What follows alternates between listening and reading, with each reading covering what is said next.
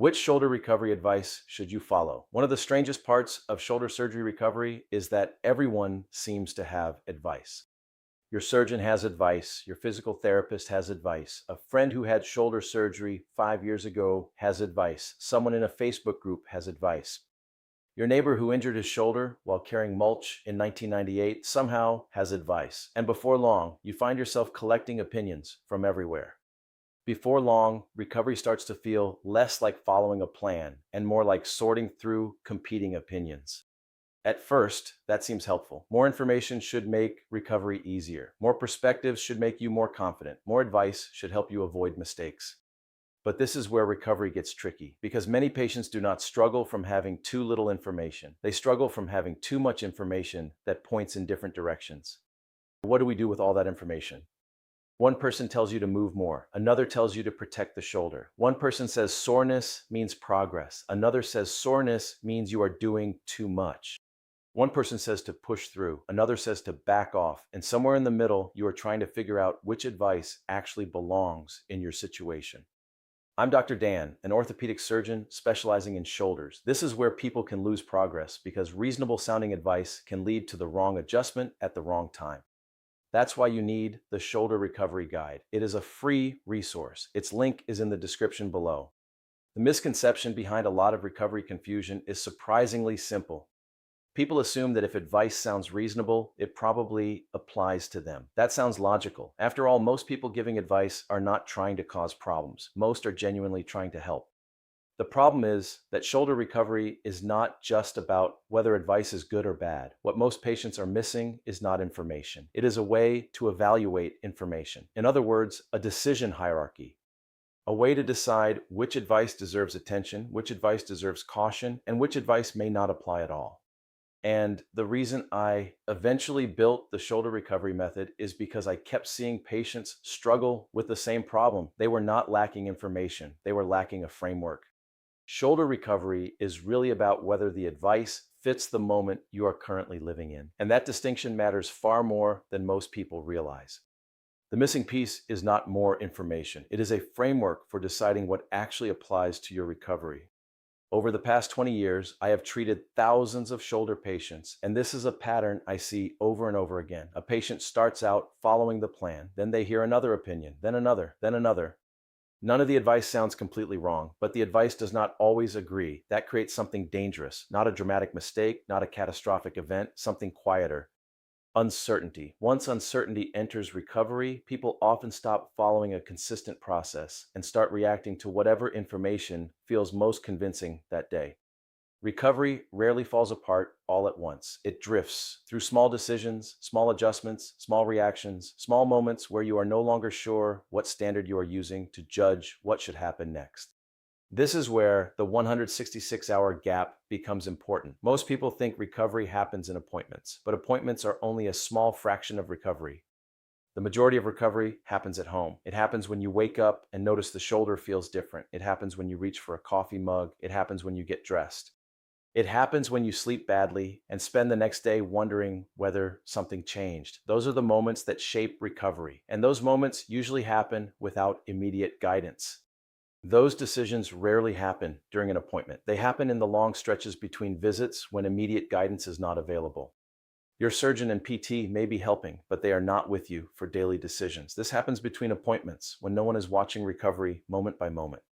No one is really guiding you through this part. That is not because anyone is failing you. It is because standard care cannot realistically provide an answer for every single decision that appears during daily life.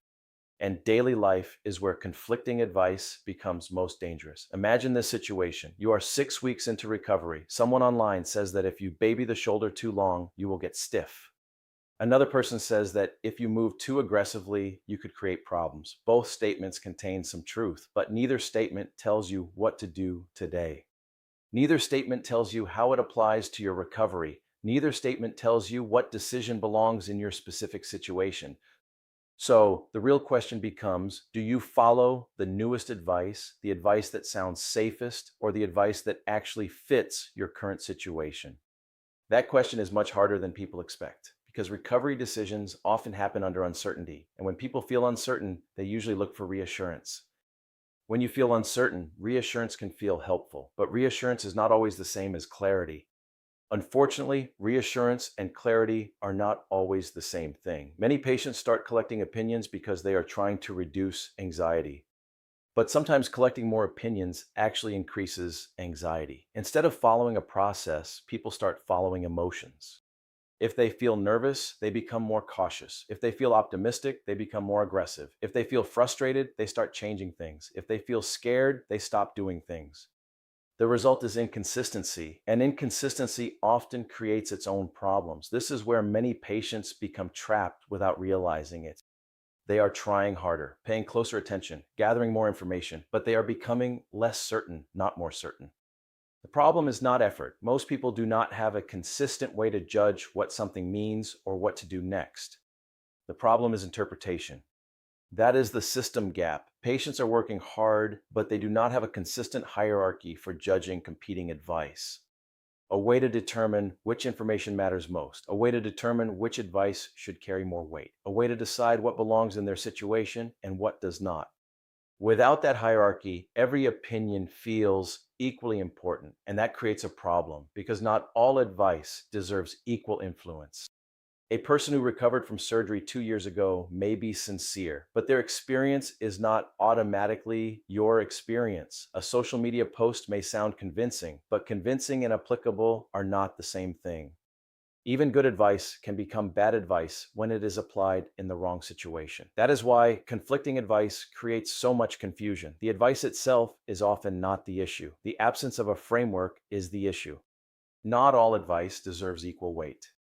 Let me give you a simple filter. The next time someone gives you recovery advice, ask yourself 3 questions. First, what recovery stage is this advice meant for? Advice that is useful at 3 months may be harmful at 3 weeks.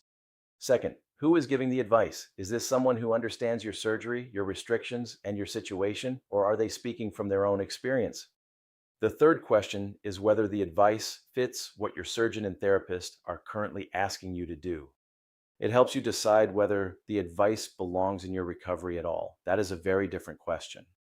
Let me give you another example from home life. You are sitting at the dinner table. The shoulder feels tighter than it did yesterday. Your spouse asks if you should be doing less.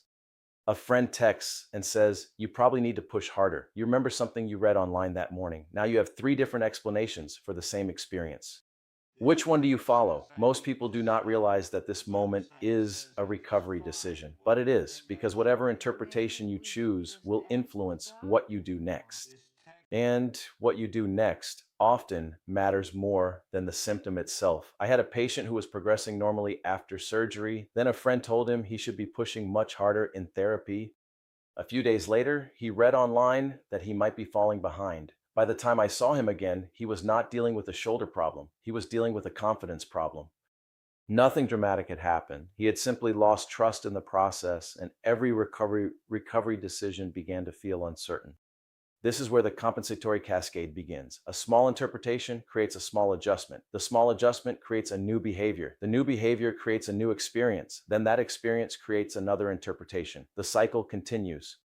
For example, imagine you decide the shoulder feels tight because you are damaging something. You become more protective. You stop using the arm in certain ways. You hold tension in your neck. You alter how you move. You become hyper aware of every sensation. Soon your neck feels sore. Your upper back feels tight. Your confidence begins to shrink. Now you are managing multiple problems instead of one concern, not because of a dramatic injury, because of a chain of small decisions. Most recovery problems are not caused by one giant mistake. People do not make one big mistake. They make small decisions without clear guidance. The emotional consequences are often larger than people expect. What begins as confusion can slowly become hesitation, then doubt, then a loss of confidence in your own judgment. As confidence fades, every sensation feels important, every decision feels risky, and recovery becomes mentally exhausting. Not necessarily because the shoulder is doing worse, because you no longer trust your ability to interpret what is happening. That confidence loss matters because confidence influences behavior, and behavior influences recovery. When confidence drops, people often become reactive. They stop following a consistent approach. They start responding emotionally to whatever happened most recently. That can create weeks of unnecessary uncertainty, frustration, fear, and perhaps most importantly, it can make recovery feel far more complicated than it needs to feel.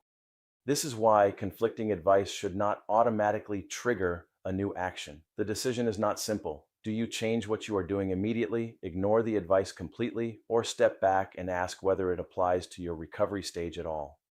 That third option is usually the missing one. Most people jump straight from information to action. They skip evaluation, they skip interpretation, they skip context.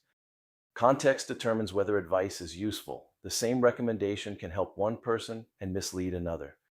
The same recommendation can be appropriate at one stage and inappropriate at another. That is why recovery requires more than information. It requires judgment. The challenge is that most people have never been taught how to build that judgment. They have been given rules, restrictions, appointments, instructions. But instructions do not automatically create a framework. And without a framework, every new opinion has the power to disrupt your confidence. This is the hidden risk that many people never see coming. They assume the danger is bad advice. Often the greater danger is inconsistent decision making. Inconsistent decisions create problems because inconsistent decisions create inconsistent recovery behavior. And inconsistent behavior makes it harder to understand what is actually helping. The shoulder recovery method is a structured way to think through recovery decisions. Think of it as an insurance policy for avoiding mistakes that happen when you are guessing between appointments. The goal is not to eliminate uncertainty. It is to stop letting uncertainty make recovery decisions for you. So if you feel like everyone has a different opinion about what you should be doing, that does not necessarily mean the advice is wrong. It may simply mean you are missing the framework needed to judge which advice belongs in your recovery. And until you have that framework, every new opinion can feel like a new problem. If you want to understand why some commonly repeated recovery advice can create problems when applied at the wrong time, watch. This common advice after shoulder surgery can wreck your repair. It is in the link below. See you next week.